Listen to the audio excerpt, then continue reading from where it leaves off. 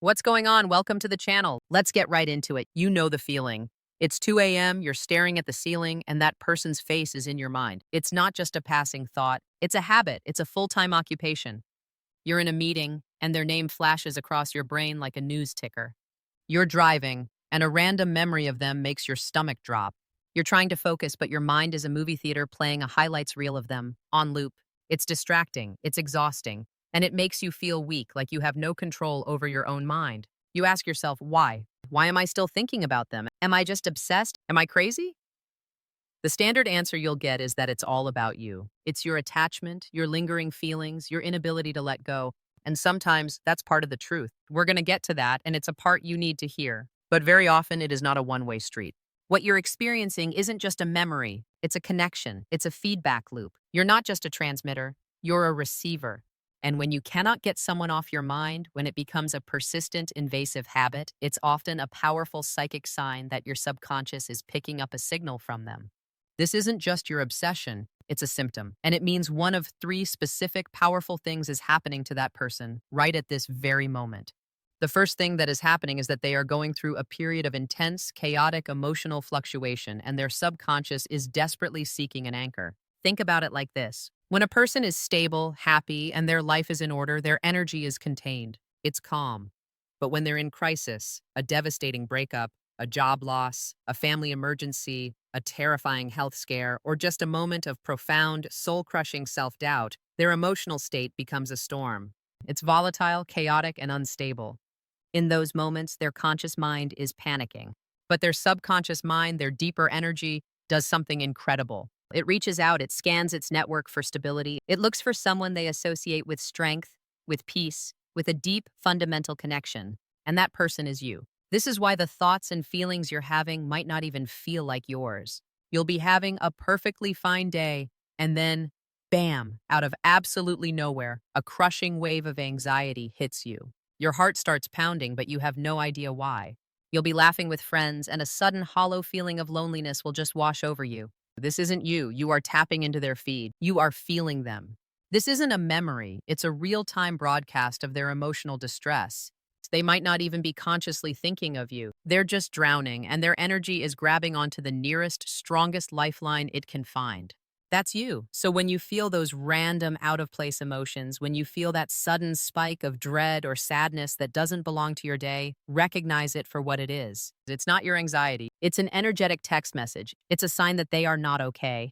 The second thing that's happening is more direct, and it's even more powerful. They are actively projecting focused, conscious thought and energy at you. This is not an unconscious cry for help. This is deliberate. This person is sitting down right now and thinking about you intensely. They are missing you. They are looking at old photographs. They are scrolling back through your old text messages. They are actively and vividly replaying conversations, moments, and feelings associated with you. They might be filled with profound regret. They might be flooded with longing. They might even be stewing in anger or guilt. But the key is the focus. This focused energy is a laser, and your mind is the target. You have to understand, the universe doesn't care about the 3D distance between you. You could be on opposite sides of the planet. We are all connected on an energetic level. Quantum physics calls it entanglement. Spirituality calls it a soul connection. I don't care what label you use, the result is identical. When someone directs that much sustained mental and emotional energy at you, you will feel it. This is when the classic signs show up, and they show up in force. This is why you dream about them. I'm not talking about a vague, weird dream. I mean a hyper-realistic, vivid dream where you can smell their perfume, you can hear their laugh, you can feel their hand on your arm. You wake up and your heart is pounding because it felt real. It felt like they were just there.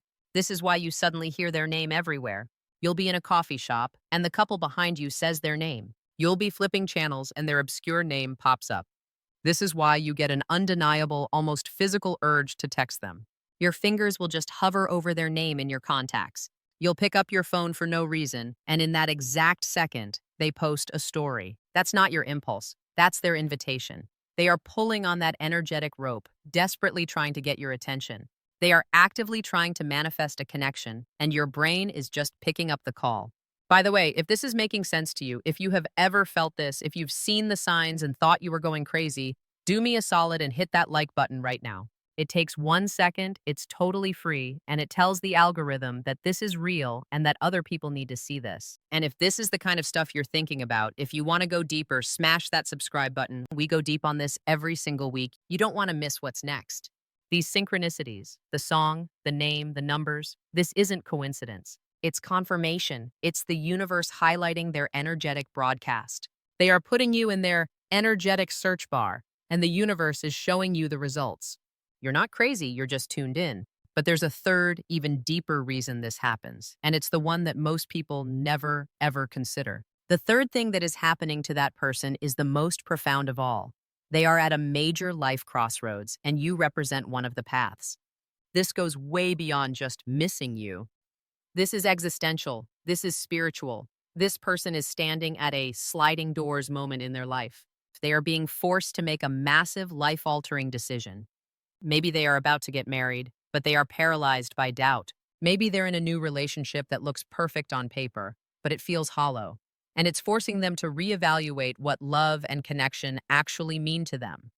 Maybe they are deciding whether to take a safe job or to finally move across the country and chase the dream you always talked about. In this moment of intense, high-stakes self-reflection, you become a symbol. You are not just a person from their past. You represent a choice, a what if, a parallel life. You might represent the path of passion versus the path of security. You might represent their true self versus the person their family or society expects them to be. They are not just thinking about you. They are weighing their entire future, their entire identity against the idea of you. This is the heaviest energy of all, and it feels different. When this is happening, the thoughts you have about them won't just be sad or nostalgic. They will feel heavy. They will feel complex. They will be loaded with a strange, restless feeling, a sense that something is about to happen. You might feel a deep, unexplainable pull to warn them or save them without even knowing what from. This is your subconscious picking up on their spiritual crisis. They are holding two different futures in their hands, and you are in one of them. Your mind is receiving the energetic echo of that monumental soul-level choice. They are looking at the road not taken, and they are wondering, what if I had turned left? Now, we have to stop. We have to put on the brakes and be 100% real. We've talked about the energetic, the spiritual, the psychic, and all of that is real. But there is another side to this, and we have to be brutally honest about it. Because sometimes nothing is happening to them. Sometimes it is just you. It's all happening in you. This is the psychological component, and you must be brave enough to face it. There is a concept called limerence. This is not love. It is a state of obsessive, involuntary infatuation. It is, at its core, an addiction. You're not addicted to the person. You're addicted to the high, the dopamine hit you get from the fantasy of them. You're projecting all of your unmet needs, your hopes, your dreams, your boredom, and your desire for rescue onto this one person who has become a blank screen for your own internal movie. There's also something called the Zeigarnik effect. This is a psychological principle that states our brains are wired to remember incomplete or interrupted tasks far better than completed ones. A relationship that ended badly, that had no closure, or that never even got to start, is the ultimate incomplete task. Your brain obsesses over it, not because you're connected on a soul level, but because it hates an open loop. It's a browser tab you can't close. It's constantly trying to solve the problem, which is why it keeps replaying the what-ifs and if-onlys. It's not a signal. It's a bug in your own software. So, how do you tell the difference? This is the most important question. How do you know if it's a psychic signal from them or a psychological loop from you? The test is simple. You have to ask yourself, does this thought feel native or does it feel alien? A psychological loop, limerence, obsession feels native. It's familiar. It follows a pattern. You're lonely, so you think of them. You're bored, so you think of them.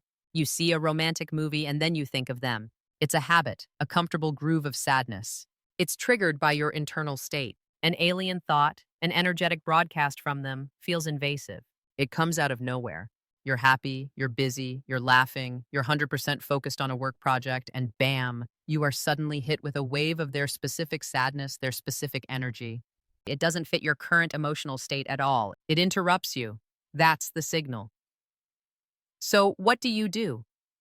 If you determine it's you, if it's a native psychological loop, the work is internal. Do not fight the thought. You'll lose. Instead, acknowledge it. Label it. Ah, there's that limerence thought again.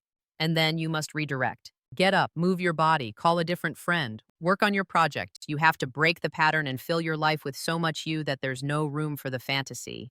But if you determine it's them, if you're picking up their alien signal, your job is different. First, do not react immediately. Don't just pick up the phone and call them.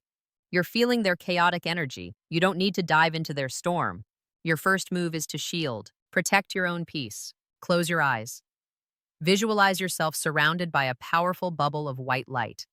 Acknowledge the feeling and mentally say, I recognize this isn't mine. I feel your energy. I send you peace. I send you love, but I return this energy to you. It is not mine to carry. You can be a lighthouse, but you are not a lifeboat. You are not required to drown with them. The truth is, whether these thoughts are a signal from them or a message from yourself, they are always an opportunity. They are a check engine light. They're either telling you that you're deeply, profoundly connected to someone who is in turmoil, or they're telling you that there's a deep, unresolved, unmet need within yourself. Either way, the thought isn't the problem. It's a signpost. The real power isn't in knowing if they're thinking about you. The real power is in deciding what you are going to do about you. Thank you for spending this time with me. This is heavy stuff, and I appreciate you sticking through it. Let me know in the comments which one of these 3 points hit you the hardest. I read as many as I can. Until next time, be safe, be aware, and take care of your energy. I'll see you in the next one.